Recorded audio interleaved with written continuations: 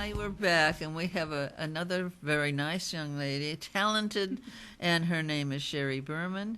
And her book, I think, is a little bit different than the last one, so let's hear about it. Well, Chere. It's nice to meet you. Yes.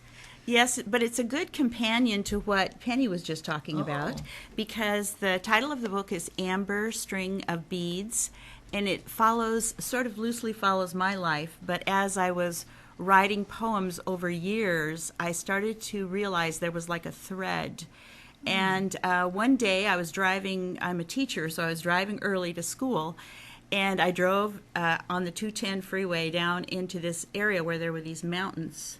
And all of a sudden, I sort of had this epiphany. The mountains looked like a string of amber, and I thought, they remind me of how women kind of link together sometimes and cross through the generations and use their power to overcome things. And how in times in history we've seen that happen.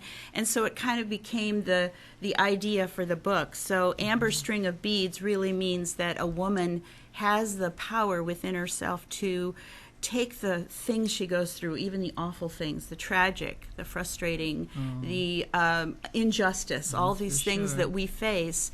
And we have a God-given ability to look at it differently, take it and cover it with, love, with faith, helping and serving others, turning it around for something that overcomes. And that's what Penny was talking about in her story. And so that's what Amber String of Beads is. And it is poetry. And some of the poems have been actually put with musical background. And so on my website, chereberman.com, I'm going to start putting little clips that have the poetry read to music, so if people just wanted to hear that rather than, reading or both, they could do that. So anyway, that was kind of my journey of writing the book. And I've been teaching for about 30 years, just finished a long period of teaching every grade, K through 12, and 15 years at university level. So in that process, I was always, wanting to support students and encourage them in their writing, and, and a lot of times it would force me to model, write something like that to give them examples. And in that, I realized how much I really wanted to be a writer, but never really had time to do it. And I think there's a lot of writers out there that are in that place, and artists and musicians, where they, you have to make a living, or you're in your career, but at some point you want to be able to express that. And so now I'm getting a chance to do that. So I moved to Fresno after leaving the schools I was teaching in LA, and I'm having that opportunity to write, and now I'm working on a novel, so I'm really excited. Oh my gosh, that is, and it's so nice when you can feel comfortable in a place and feel like, I'm okay. I can go ahead and do what I want to do. That's really important. Lots of times, women are in situations where somebody else is ruling everything they do. Yes. Everything has to be approved or turned down or argued about or whatever. And I think that's one of the hardest things women have to put up with. Yeah, I think that's true. But what I'm trying to impart with Amber String of Beads is that internally, you never have to be a prisoner. Internally, you never have to be a victim. And if you can find that place, a lot of times it's a spiritual thing, but if you can find that place, you can overcome, and a lot of times it will actually physically lead you out of the imprisonment that you're in or the difficulties that you're in. So that's what I'm trying to encourage. Absolutely. So. I'm so glad that you're encouraging that, because that really needs encouraging. I hear so many times, and I don't mean to say that men are all bad or anything like that, but so many of the women that become widows, and they say, I can do anything I want to do. It's sort of a shame that you have to wait all that time before you can do what you want to do. So I think it's a great book. I think it's a great subject and very important. You're right, the two go together so well. So well. And the stronger women realize that they are, the more they're going to accomplish. That's right. And, I think there are so many. I'm really glad that you're doing what you're doing here, because there are people that have a message. They have in art or music or in another field writers that they need to get out there and encourage one another. Because the other thing is that women can get isolated. You can get isolated in your life, and you think, I can't really tell people, or you just feel isolated, and you need other voices, people that have gone through things and overcome, people that can do that, impart that to you through music or art. And so I think that's really important. Oh, yes, because being alone too much really gets you depressed.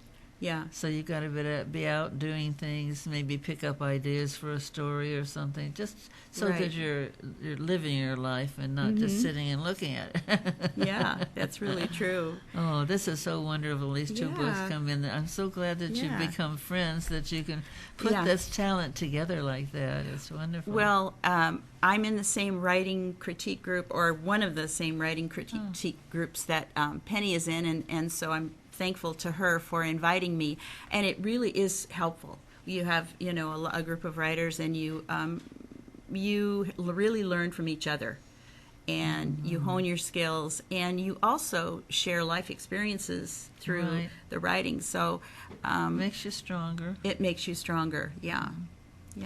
And mine was a very strange thing. I'd like to come back if you read one of my books. Yes, I'm looking forward to reading your book. The first one's not the best one. The third one was probably the best one. But I want to get your opinion, because I had something happen for me. Writing was different than the normal thing. I didn't have the classes. Oh, really? And all, yeah. So you just started writing and researching on your own. Right. So she's talking about a group of books that she's written that are historical fiction, and I'm really excited about reading those. Yes, so, it's wonderful. I love the books so much, and I want so much, and I want to donate them to a certain yes. I don't want to give the name of it, but it's a nonprofit. Oh, that's great. And I want it so much for them, and that's why I have to get a marketing thing going, so that they're going to make them money. Yes. Right. Yes, and that's part of what I really wanted to do when I came to Fresno. Was I didn't want to just write for myself, but I wanted to be, foster other people and encourage them, and it's that's kind of what's happened. I do have a little side business where I'm editing and proofreading, and so I've met different authors, and I'm able to help them in their journey and encourage them, and we're all helping each other, because they might know a piece about marketing or social networking that I don't know, and I know a piece about presentation or the plot or whatever that they don't know. And marketing, because I think we all think, oh, we'll write a book, Yeah. And then we got a book, and what are you going to do with it? Exactly. And it's a whole new world out there. You really need to be able to jump on that train, or find somebody who can help you do that, so that the word can get out on a whole new generation of people, generations that are more tuned into podcasts, they're more tuned into Instagram and social media of various kinds, and they need to know that your work is out there. So and we have a time when you don't have to find a publisher.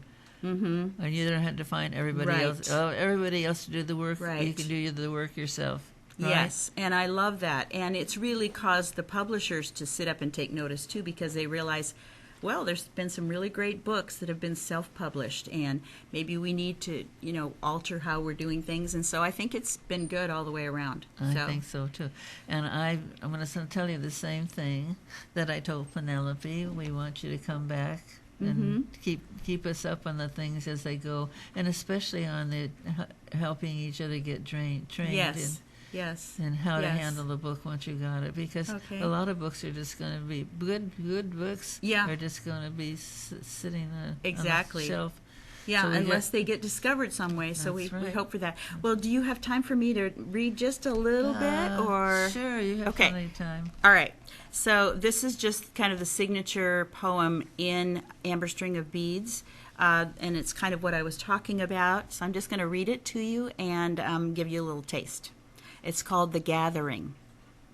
Driving into the canyon in the eggshell blue light, I saw them, an amber string of beads against the satin underbelly of an orange rose dawn. Coming closer now, looming, each one a distinct presence, so softly draped in moleskin-colored scarves of burned-out velvet.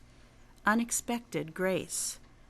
Only foothills lacing the horizon, or a gathering of generations of women, remnants of countless tribes fused wordlessly, indefinably together by the unassuming dignity of love that has overcome. Oh my God, that's beautiful. I always envy anybody that can do poetry. I'm not the poetry type, but that is beautiful. Thank you. And they can get them on. Yeah, so my website is ChereBerman.com, and I am right now featuring another author on there too. I'm going to start featuring different authors besides myself. And you can also find out about the services that I offer. But Amber String of Beads, you can find out about on the website, and also it's available on Amazon. Fantastically wonderful. Oh, you two ladies have been just a joy for me today. And thank you so much for coming in. And keep coming. Okay, thank you so much. Honey, thank you. Okay. We'll be right back.